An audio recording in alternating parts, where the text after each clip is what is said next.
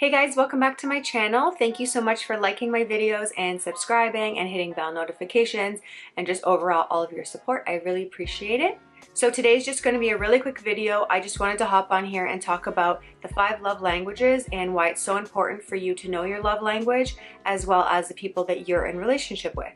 So I'm sure a lot of you guys have heard of this before. I'm basically referring to the book, The 5 Love Languages by Gary Chapman. So I read this book when I was 18. I was in a relationship at the time, and I felt like it just brought me so much clarity about my relationship and what was going on and why there was so much miscommunication. Also, I just wanted to throw this in there. This video is not about this other book, but at the time I also read Men Are From Mars, Women Are From Venus by John Gray, and between those 2 books, that really helped with my relationship. And I also wanted to stress that it doesn't matter if you're in a relationship right now or not, because knowing your love language not only affects your relationship with your current partner or your future partner, it affects your relationship with your friends, with your coworkers, and with your family. So obviously I highly recommend to read the book, but if that's not something that you're interested in reading right now, you can still figure out what your love language is by taking the quiz, which I'll put the link below. And I think it takes about maybe 5 minutes. So basically it's important to know your love language because you can figure out how you receive love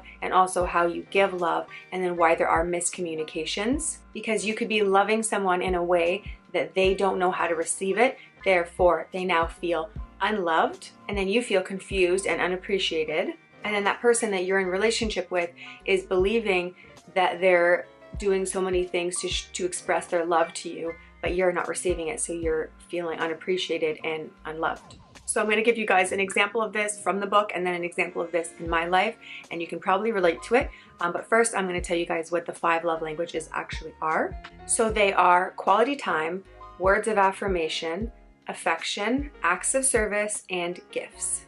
So here's a really standard, typical example, and I think that this is in the book. It's either in this book or it's in Men Are From Mars book, but either way it relates. So let's say there's a couple, there's a husband and a wife, and the husband is working all the time, and the wife feels unloved and unappreciated because her love language is quality time.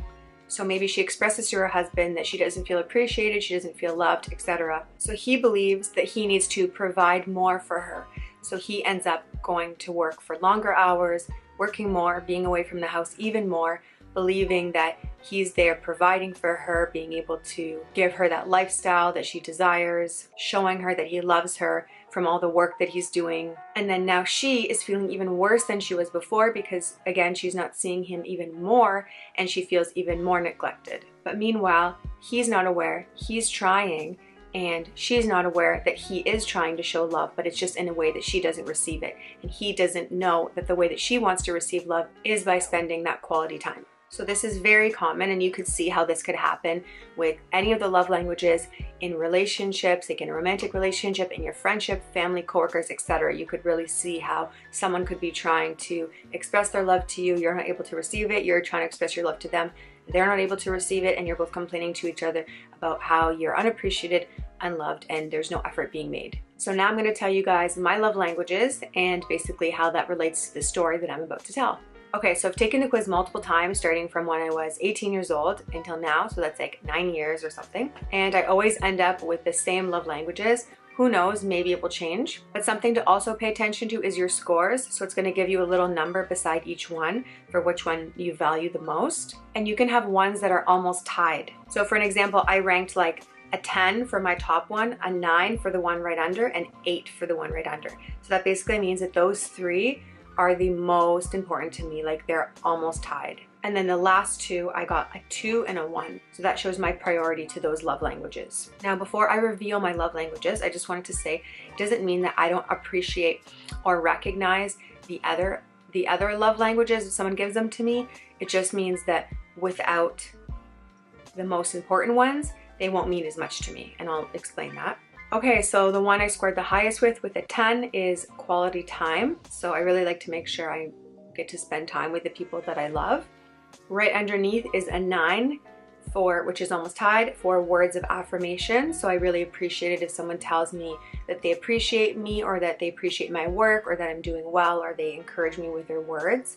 Or just tell me they love me. Like I appreciate like the verbal communication. 8 is affection or physical touch. So that can just be like if you're holding hands with your boyfriend or girlfriend, like hugging, whatever, just like physically being close to that person. So again, that's a 10, a 9, and an 8. Those are very close.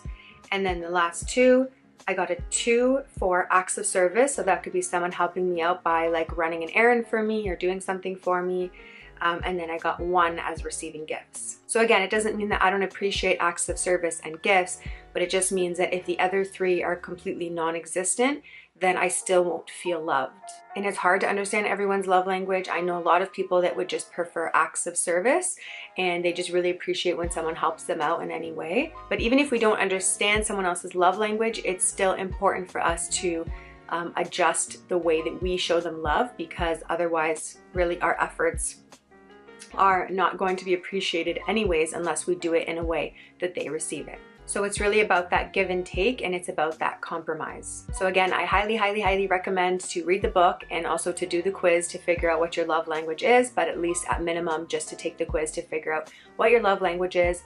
And I definitely encourage you to have like the person that you're in a relationship with or people around you to know their love language as well, because it just helps so much with communication and again with being able to express your love for that person in a way that they receive it and they can give you love in a way that you're going to receive it. So that's it for this video. I just wanted to make it super quick and to the point, and I hope that that was very clear. So thank you guys so much for watching my videos and for leaving me words of affirmation in my comments.